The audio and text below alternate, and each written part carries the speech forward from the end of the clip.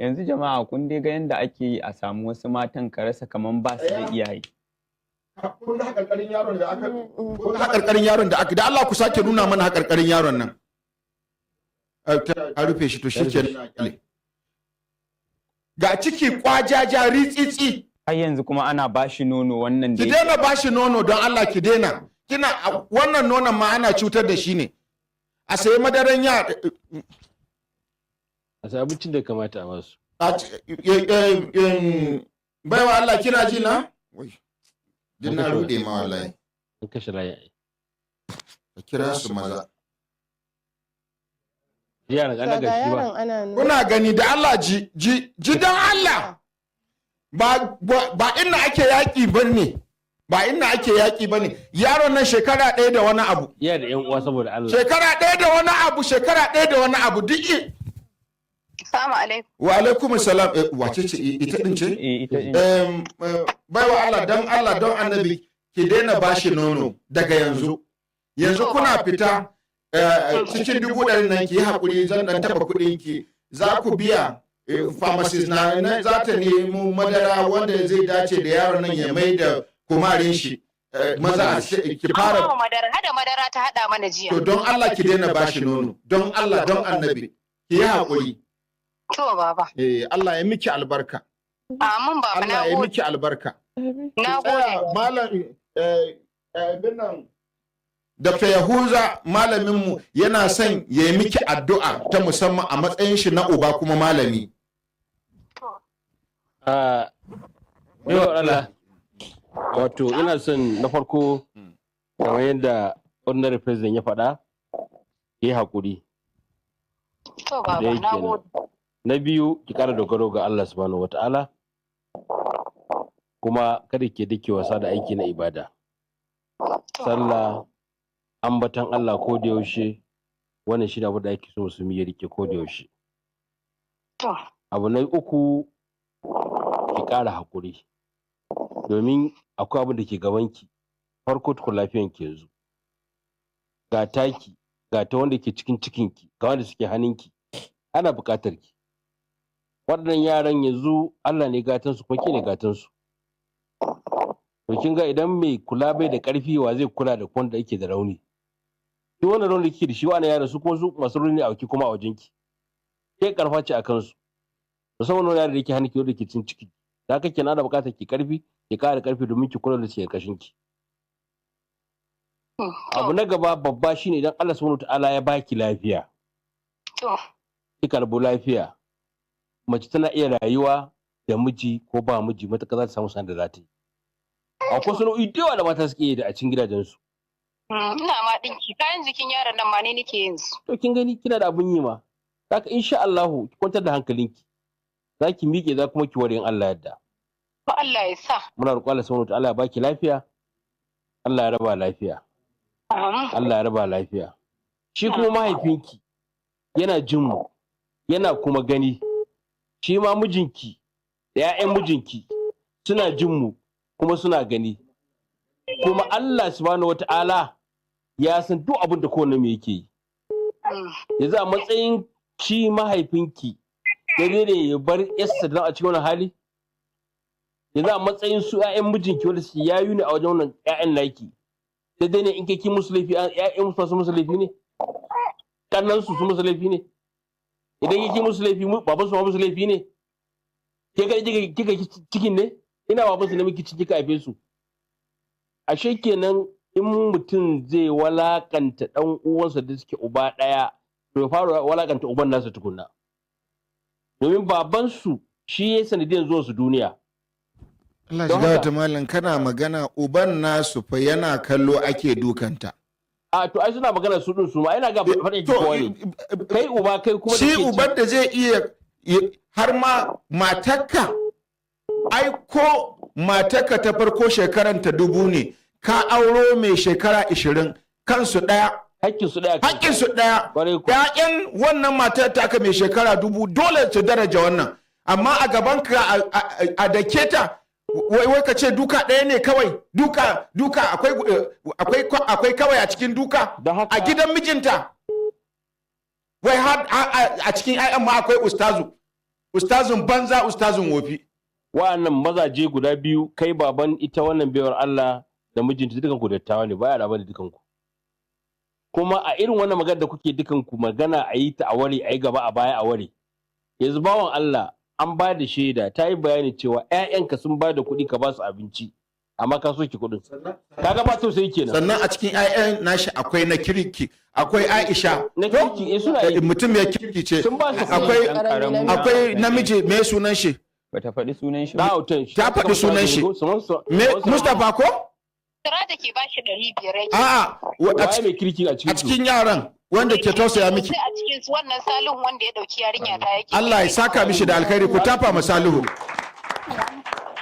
To kun gani abin da muke so faɗa nan shine dattijo bawan Allah, kai kana nan kana cewa kana son ka huta. Na ga hutu zaka ba iyalanka a cikin wannan hali. Ya zaka bari wuta tana kuno a gidan kana kuma kuna ta da hannunka kace ka gina gida mai kyau.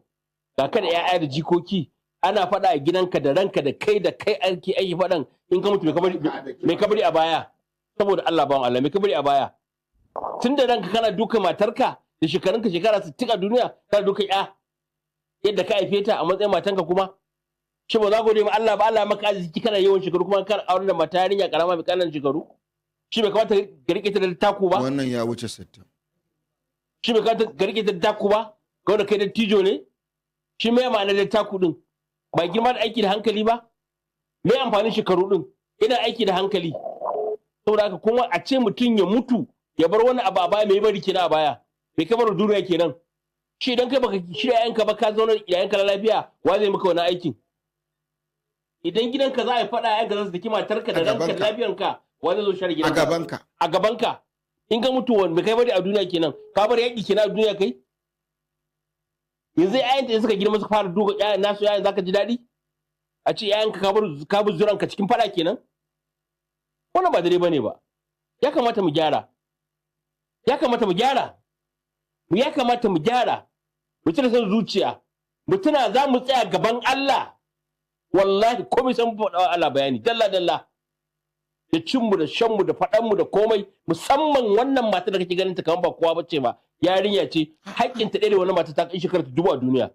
Auren ta kai. Da kama ya kamata mu kiyaye wannan. Don haka baba wanda ta guda biyu masu shekaru da babanta da mijinta ga kunan sa'o'in juna ne ku. Mun kasa gane ma wagi wani tsakanin ku biyu. Wannan mun kasa gane babban a ciki. Ina shi baban yake ma ne. Mun muna ganin mijin ma girma baban. To amma ba mu ga aiki da hankali ba anan. Ba aiki da taku ba. Kana da magana ai kai magana tun da zuwa yi. Ko ba shi yayi magana. Ba shi yayi magana. A ba shi magana yayi. Shi ita wannan siyatau. Ta taɓa zuwa gidana na korota a tambayin mani ita. Ana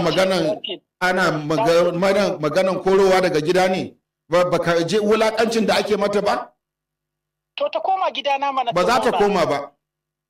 Ina aure da ta kai. Aure da ita ne. To kuma dama na aure a kuma gida a zauna ne?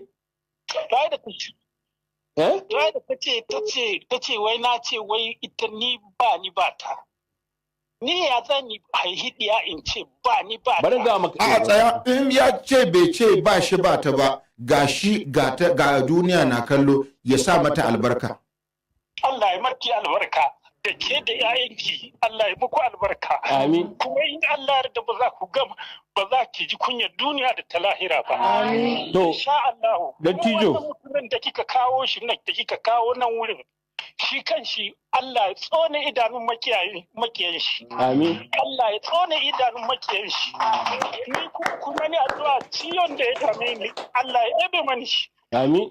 Na gode. To, Dattijo, abin da muke so mu gaya maka shine. Wato, bari faɗo ta magana kila za ka yi mamakinta.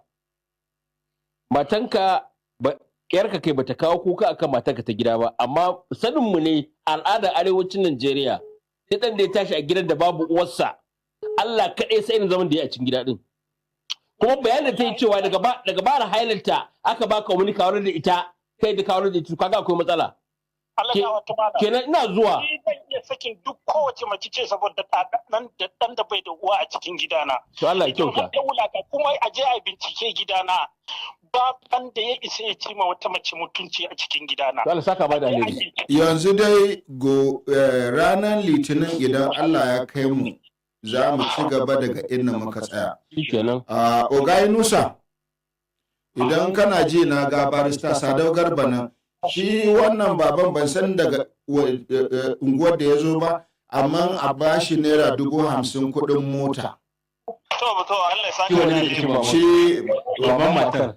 Baban shi wannan mijin ba ruwana da shi. Ba ruwana da shi. Yawwa. Shi mahaifinta a bashi naira 50,000 ya yi kuɗin mota ranar litinin za mu ci gaba da abin da Allahu akbar, Allah saka ba da Allah saka da alheri. tun da ya iya ɗaukar ɗiyar shi ya ba wannan tsohon sai ya iya cirewa a cikin kuɗin shi ya ba abokin shi. Za a gyara. To alhamdulillah a jama'a, wato kun san shi ordinary president mutum ne mai tausayi, kuma abin da yanzu yayi wa'azi aikace amaliyan, yayi hannunka mai sanda. Ya kamata kowa ya gyara ya sani, kowa kuma ya bata ya sani. Saboda haka wannan bayanan da aka guda biyu yanzu, shi wannan dattijo baban ita wannan ɗiya tamu, ko ba komai mun gane cewa mutum ne tsayayye, alhamdulillah. Kalmar cewa zai iya sakin kowace mata kan yarsa, to wannan ko ba haka bane mun gode mishi. Jama'a ku tafa mishi. Wallahi ƴaƴa suna walakanta da yawa a gidajen iyayensu saboda babu wasu. Wallahi ba kowane miji ke tsare haƙƙin wayansa akan matansa ba. Ba kowane miji ke yi ba. Wani dan ana bashi abinci kamar da ake bai mu kai a gidan baban shi. Allah sauke. To haka wannan dattijo mun gode maka da Allah shiga ta mallam, in ka duba ai anko suka yi da shi da sirikin nashi. Ita wannan baiwa Allah da cikinta aka saki uwarta. Okay. Shi kuma yanzu sirikin shi da suke ya saka mashi yashi da ciki. Anko kenan. Allah sauke. To jama'a, zan mika abun magana ga ordinary president, amma kafin nan me sunanta ita wannan ɗiya ta mu? Sunanki? Aisha. To sunan mamana ne. To Balaraba. Za mu miki addu'a. Allah subhanahu wa ta'ala su kike lafiya. Amin. Allah sa a barka yanki da ke kanki. Mahaifinki abin da ya faɗa faranta mana da Allah tabbatar da wannan abin da ya faɗi. Sannan wannan matsala da ke tsakaninki da yaranki da zaman da kike, Allah baki mafita. Allah baki mafita. Allah baki mafita. Allah baki mafita. Allah sauƙaƙa miki rayuwanki. Wannan president da ki ɗaune jinyanki, Allah saka mishi da alheri. Allah saka mishi da alheri. Allah jiga mahaifansa. Allah rufa masa